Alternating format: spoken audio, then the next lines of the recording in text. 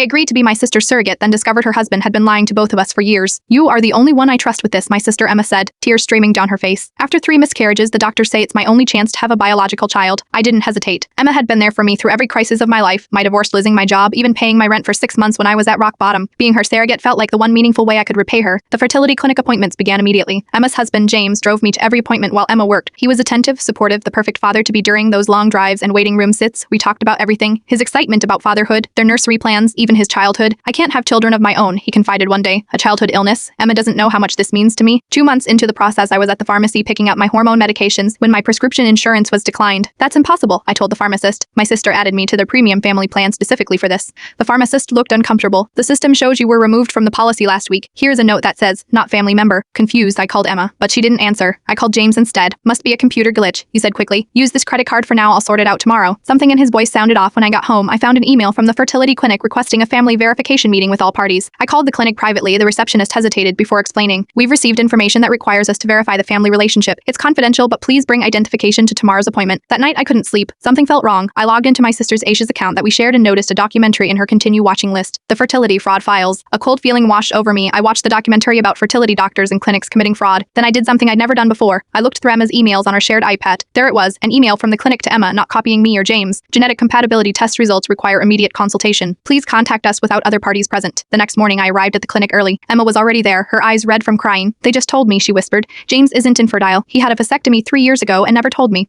He's been pretending to try for a baby while knowing it was impossible. My mind raced. But why would he agree to this surrogacy then? Because he's been living a double life, Emma said, handing me her phone. On it was a private investigator's report with photos of James with another woman and 2 children ages 2 and 4. He has another family in Colorado. The business trips, the late nights, all lies. He never wanted children with me. He was just playing along until I gave up. I felt sick, but why involve me in this surrogacy? Control, she said. As long as we were focused on this complicated process, I wouldn't notice his absences or question his stories. The clinic discovered the vasectomy during his screening but couldn't tell me directly due to privacy laws. They had to find another way to alert us. James arrived 30 minutes later, all smiles with coffee for everyone. His face fell when he saw our expressions. The procedure is cancelled, Emma said flatly. The clinic knows about your vasectomy. He stammered, tried to explain, but we both walked out. 2 months later, Emma moved into my spare bedroom while her divorce proceeded. The fertility medications I'd been taking were gradually leaving my system along with the dream of carrying my sister's child. I am sorry I put you through this, Emma said one night. Don't be, I replied. I would have done anything to help you have a baby, she smiled sadly. I know. That's why next month when I am ready, I'd like to talk about using a sperm donor instead. Sans surrogate if she's still willing. I hugged her tight. Some men lie, but sisters don't. I am still in. Last week we had our first appointment with the new fertility specialist. This time Emma drove me herself.